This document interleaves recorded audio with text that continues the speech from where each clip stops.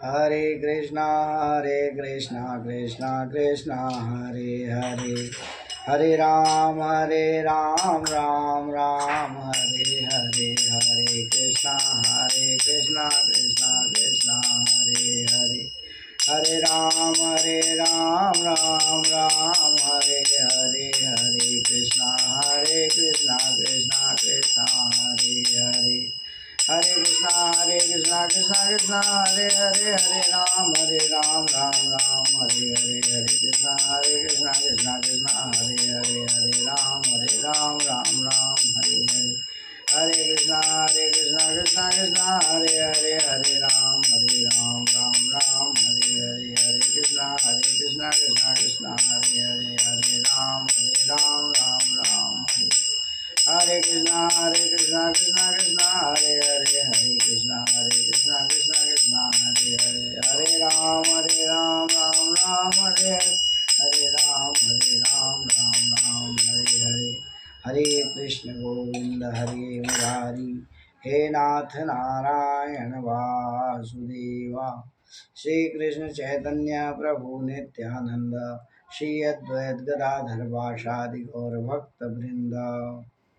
आज हम भगवत गीता यथारूप अध्याय 8 भगवत प्राप्ति श्लोक संख्या 9 से 10 तक का अध्ययन करेंगे और भगवत ज्ञान को अपने जीवन में इसी तरह अनुसरण करते रहेंगे और भगवान के प्रति आस्था और विश्वास बनाए रखेंगे। हरे कृष्णा कृष्ण कृष्ण। तो भगवान कहते हैं, कवि पुराणम नुशासिरा मरोरणीया समनस्तुरेद्य, सर्वस्य धातारमञ्चेत्यरूपं मादित्यवर्णं तमसः परस्तात्। मनुष्य को चाहिए कि परम पुरुष का ध्यान सर्वज्ञ, पुरातन्यंता, लघुत्तम से भी लघुतर, प्रत्येक का पालन करता, समस्त भौतिक बुद्धि से परे, अचिंतन्य तथा नित्य पुरुष के रूप में करे। वे सूर्य की भांति तेजवान हैं और इस भौतिक प्रवृत्ति से परे दिव्य रूप हैं। श्रील प्रभुपाद जी ने कहा, इस श्लोक में परमेश्वर ने चिंतन के विधि का वर्णन किया है। सबसे प्रमुख बात यह है कि वे निराकार या शून्य नहीं है। कोई निराकार या शून्य का चिंतन कैसे कर सकता है? यह अच्छा एवं अत्यंत कठिन है, किंतु कृष्ण के चिंतन की विधि अत्यंत सुगम है तथा सत्य के रूप में यहाँ वर्णित है। पहली बात यह है कि भगवान पुरुष हैं। हम राम तथा कृष्ण को पुरुष के रूप में सोचते हैं। चाहे कोई राम का चिंतन करे या कृष्ण का, वे जिस तरह के हैं उनका भगवत गीता में श्लोक में किया गया है। भगवान कवि हैं, अर्थात वे भूत वर्तमान तथा भविष्य के ज्ञाता हैं, अतः वे कुछ जानने वाले हैं।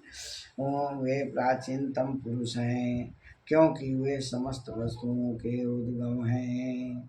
प्रत्येक वस्तु उन्हीं से उत्पन्न है। वे ब्रह्मांड के परम नियंता हैं एवं मनुष्य का पालनहार हैं और शिक्षक भी हैं।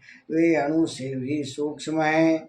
जीवात्मा बाल के भाग के 1000वें अंश के बराबर है, किंतु भगवान अचिंत्य रूप में इतने लघु हैं कि वे अणु से भी हृदय में प्रविष्ट रहते हैं, इसलिए वे लघुतम से भी लघुतर हैं। परमेश्वर के रूप में परमाणु तथा लघुतम के भी हृदय में प्रवेश करते हैं। परमात्मा के रूप में उनका नियंत्रण है। वे लघु होते हुए भी सर्वव्यापी हैं।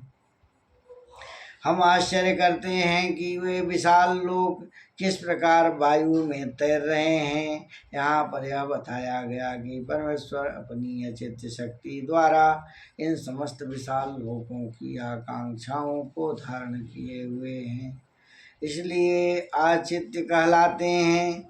इस बात का खंडन हम कौन कर सकता है कि भौतिक जगत में व्याप्त फिर भी वे इससे परे हैं। इसलिए अचित्य का अर्थ है इस भौतिक जगत से परे, जिसे हमारा तर्क, राजनीति तथा दार्शनिक चिंतन छू न पाता हो, अकल्पनीय है। प्रयाण काले मनसा चलेन भक्त्या युक्तो योग बलेन चैव ध्रुवोर्मध्ये प्राणमावेश्य सम्यं क्वतं परम पुरुषोपैति दिव्यम्।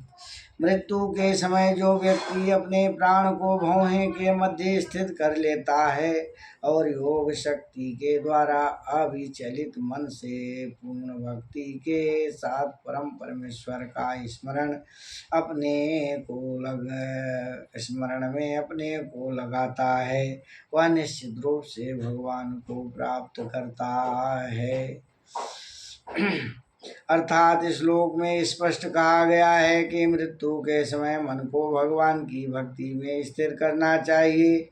जो लोग अभ्यास करते हैं उनके लिए संतुष्टि की गई है। प्राण को भौहों के बीच यानी आज्ञा चक्र में लाया जाए।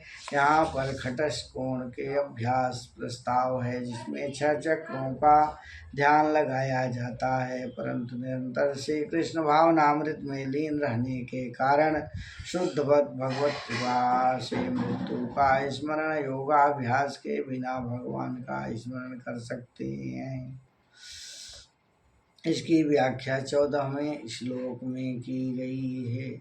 इस श्लोक में योग बलेन शब्द का प्रविष्ट प्रयोग महत्वपूर्ण है, क्योंकि योग को अभ्यास में चाहे खटस्थ कोण योग में हो या भक्ति योग में, मनुष्य कभी भी मृत्यु के समय में द्रव्यावस्था भाव का प्राप्त नहीं होता।